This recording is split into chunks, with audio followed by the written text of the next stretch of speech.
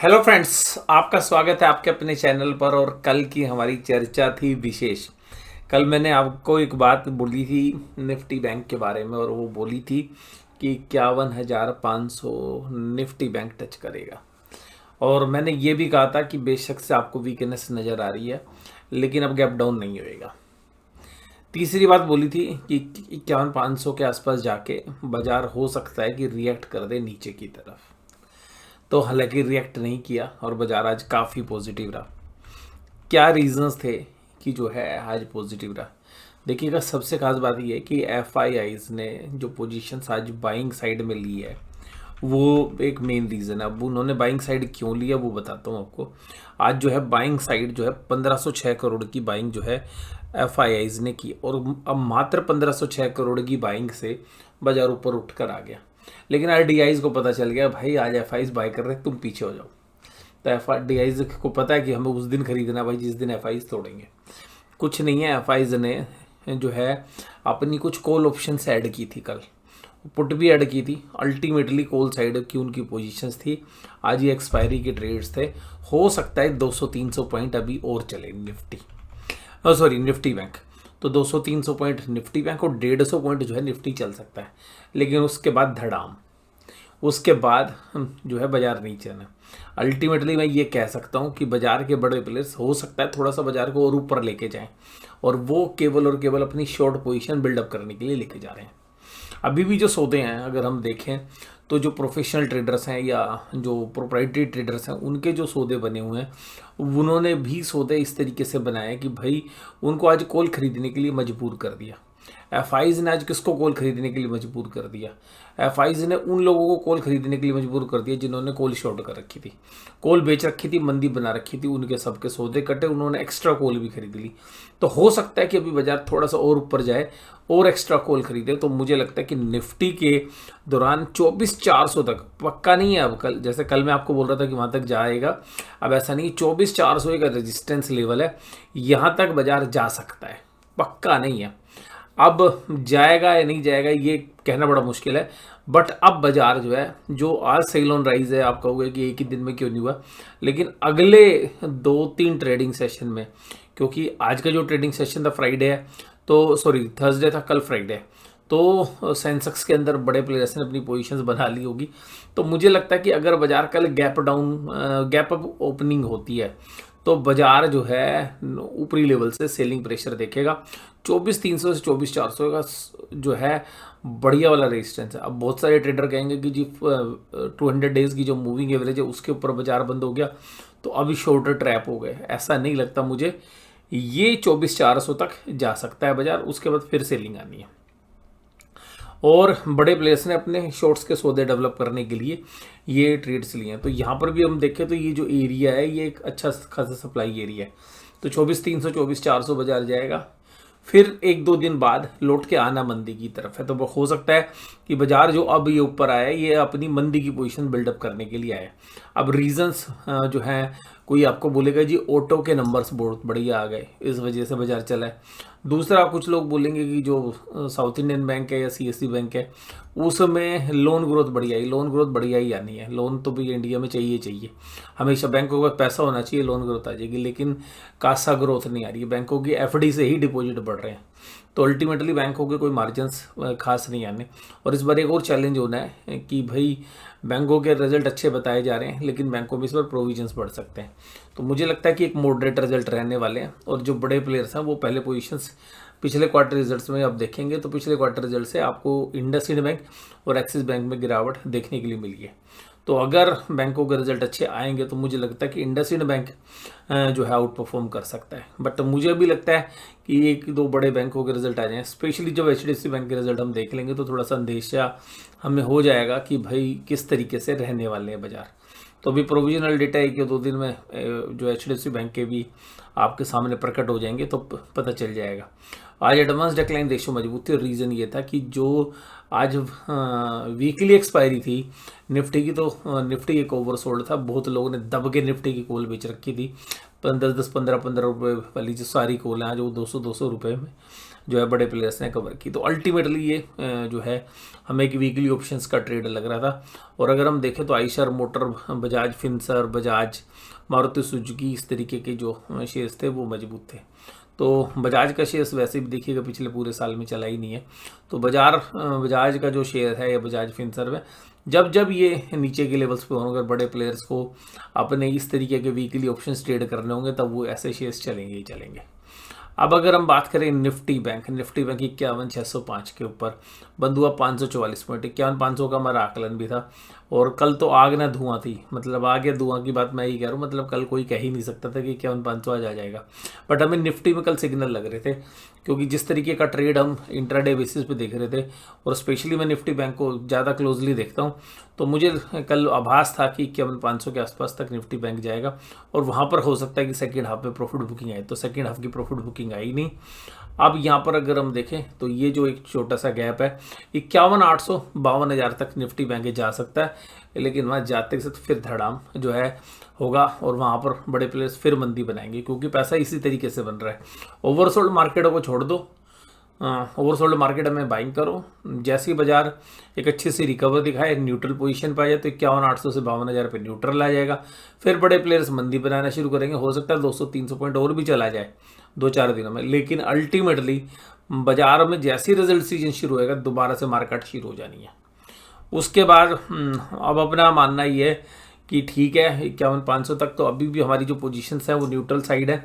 अभी 52,000, और मैंने कहा था कि हमने हेज भी लिया है, क्योंकि हमारी मंदी रह गई थी तो हमने उसका हेज ले लिया था, और सॉरी तेजी रह गई थी, मंदी हमने काट ली थी, तो उसका हमने हेज लिया था। हमने 2 दिन पहले बोला था।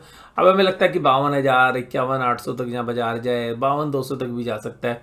तो यहाँ से फिर भयंकर मंदी आनी है, फिर भयंकर मंदी आनी है।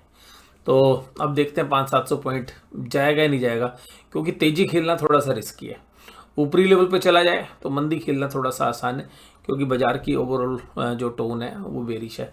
तो अभी भी हमें लगता है कि कल भी शायद जो आज बाजार जिस तरीके से हुआ है, तो एक पॉजिटिव आउटकम के साथ फ्लैट टू पॉजिटिव खुल जाए, फिर देखेंगे बाजार वहाँ से खिसकता है या थोड़ा और ऊपर जाता है। तो कल आपको क्लोजली वॉच करना पड़ेगा। ऊपर जा रहा है तो जाने दो, और जब ऊपर जाके टर्न करेगा तो हो सकता है फिर उसमें 1 या 2 दिन ले जाए। तो और अगर बाजार कल खुलते के साथ ही नीचे आ जाता है, तो फिर ये श्योर हो जाएगा कि भाई ये जो थी आज खाली एक्सपायरी की तेजी थी।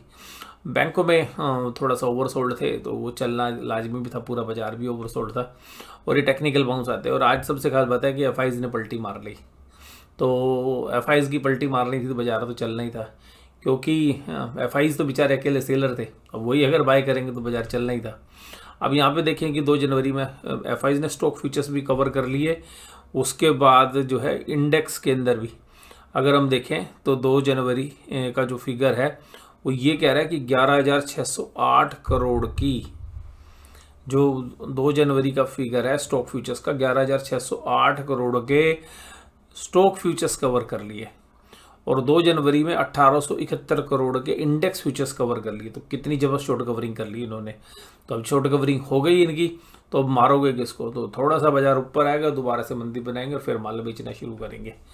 तो हमें ऐसा लगता है कि ये जो आज का जो बाउंस था हम एंटिसिपेट कर रहे थे, पर हाँ निफ्टी में थोड़ा सा ज़्यादा हो गया। निफ्टी में हमें लग रहा था कि 24,000, 150 तक ज़्यादा से ज़्यादा चला जाएगा। 188 का तो बिल्कुल भी इंदेश नहीं था, और एक दिन में तो नहीं था। तो हमें ये था कि 950, 24,000 के आसपास जाएगा, पार भी कर लेगा तो 24,050, हद से हद, ज़्यादा से ज़्यादा, बहुत ही ज़्यादा ऑप्टिमिस्टिक हो जाएगा तो 24,150, तो उन सब के ऊपर चला गया। रीज़न ये था वीकली एक्सपायरी, और ये सब कुछ टेम्परेरी है। अभी भी जो अंडरटोन है बाजार की बेरिश है। बाजार के बड़े प्लेयर्स अपनी मंदी के सौदे बनाने के लिए बाजार को ऊपर ला रहे हैं, जिससे कि कोल अच्छे भाव में बिके, पुट सस्ती मिले, फिर बाजार को तोड़ा जा सके। तो बैंक निफ्टी 1.05 जो है स्लाइटली, अब हम ये कहेंगे बैंक निफ्टी न्यूट्रल हो गया है, और निफ्टी स्लाइटली ओवरबोट की जोन में चला जाएगा, जैसे 1.3 के आसपास आएगा। तो अल्टीमेटली मुझे अभी यहाँ पे थोड़ी सी स्ट्रेंथ नहीं लग रही है। और Dow Jones industrial average 137 point, आज वोलेटाइल है यूएस के बाजार भी।